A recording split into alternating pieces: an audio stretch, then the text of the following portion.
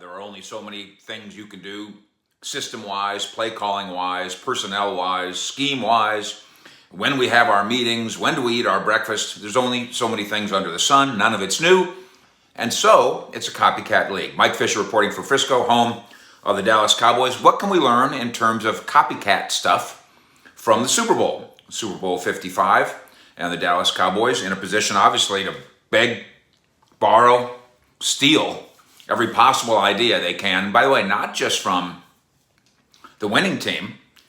The Kansas City Chiefs did some astounding things here this season. Maybe not in this game, but in this season and then over the course of 2 seasons to accomplish what they have. 2-time Super Bowl entrants. What does it mean to the Cowboys? What does it mean to the quarterback situation? I say this. I say that what stands out as the number one learning lesson from Super Bowl 55 is 2 words.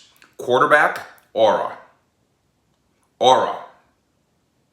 It's kind of like rural juror. It's hard to say, but it makes a lot of sense. And yeah, that relates directly, as far as I'm concerned, to Dak and to Dallas and contractual plans and scheme and system and all of it. First, a few items of clarity on Dak's situation. We'll do this old fish for lunch style. 3 things. That's right, 3 things. Ding! Super Bowl Sunday had a million breathless reports about how Dak Prescott would not be allowed to become a free agent. Correct. He's maybe your best player. He's definitely your most valuable player, and you have contractual control of him. Yes, you would not let him be a free agent. That's right. Skip Bayless, actually, I can't believe I have to bring him up, but it just popped into my head. I'm sorry. Did a thing the other day where I love Dak, and I love the Cowboys, which he doesn't. He doesn't know Dak, and he does not love the Cowboys, doesn't know anything about the Cowboys. But the best thing would be to let Dak go. What do you mean let him go? Free? Why would you do that? Doesn't make any sense. Not going to happen. Item number 2, ding.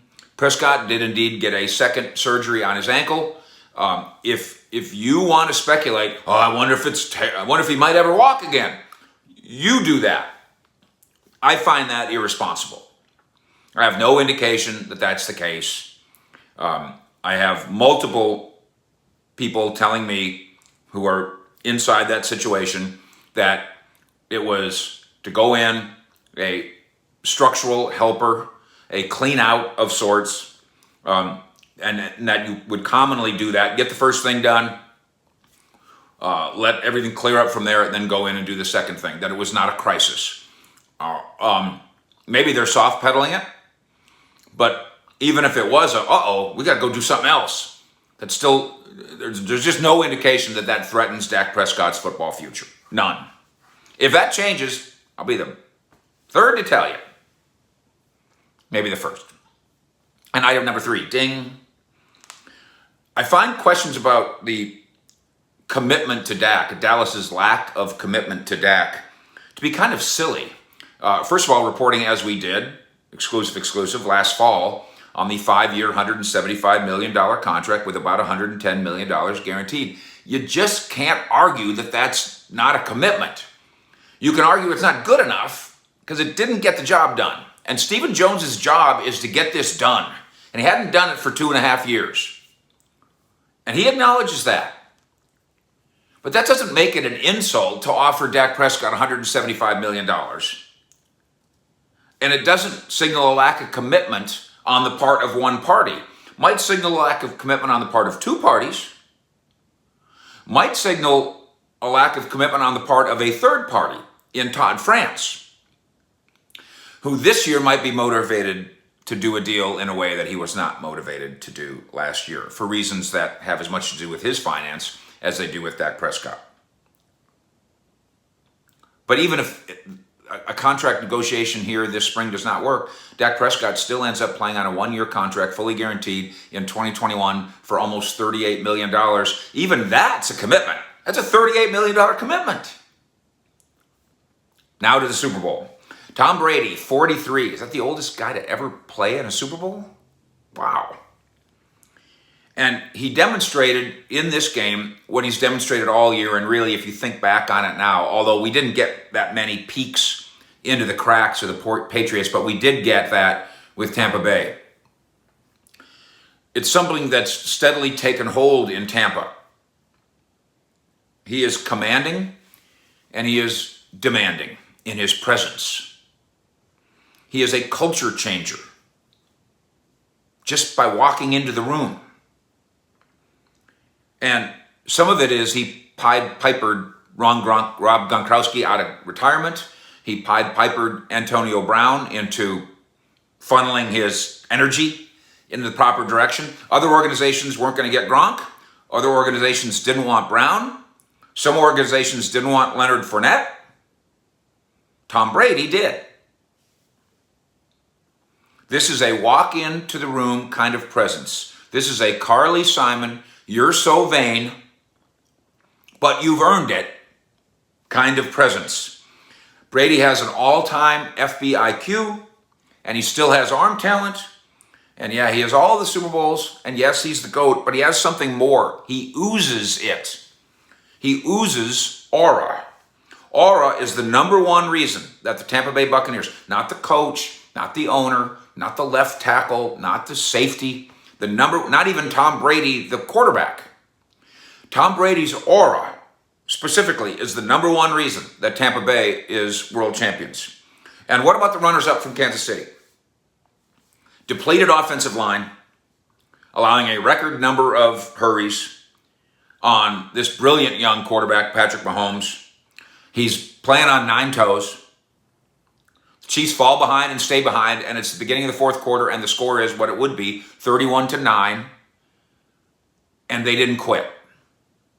He's running around in circles. He's laying sideways, airborne, throwing the ball underhand 50 yards into the end zone. And his players are diving to try to catch him. And you didn't turn the TV off, even though it was 31-9. And you know why they didn't turn it off? And you know why you didn't turn it off? Because Patrick Mahomes has football IQ, no doubt. He has talent, maybe unmatched. There was no sound motivation for them to keep going, and there was no sound motivation for you to stay up and not turn the TV off, except Patrick Mahomes has something. He has aura.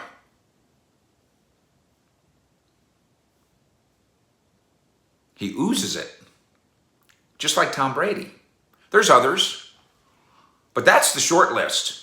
That when you make up your short list of the top quarterbacks in the NFL, you can't just go on who's the tallest, or who's got the strongest arm, or who's got the most experience.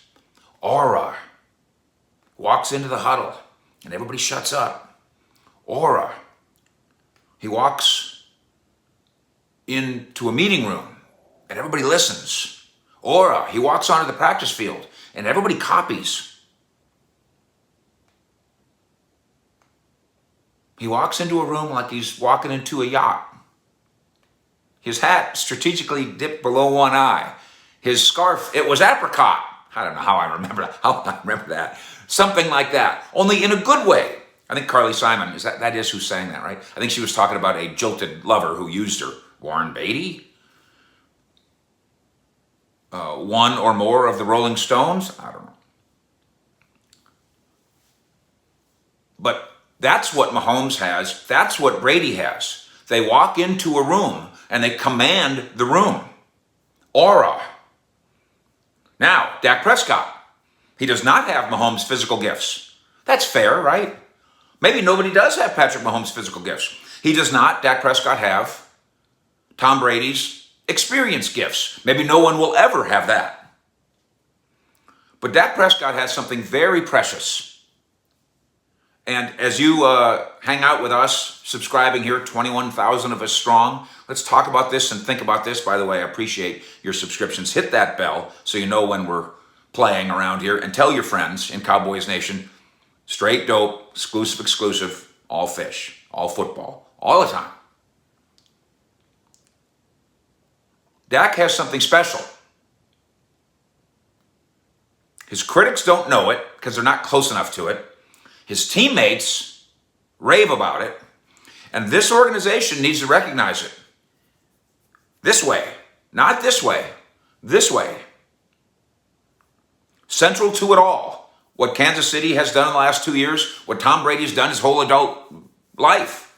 Certainly this year in Tampa Bay, certainly this year in Kansas City too. Not just a good quarterback, not just a quarterback with talent, a quarterback with aura.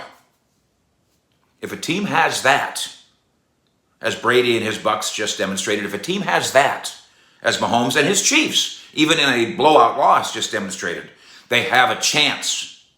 Luckily for your Dallas Cowboys, they already have the big key. They already have the fast path. They already have the easy sight on how to get to a Super Bowl. All you got to do is have a quarterback with aura. And the Cowboys have it. Hope they understand it. Fish out.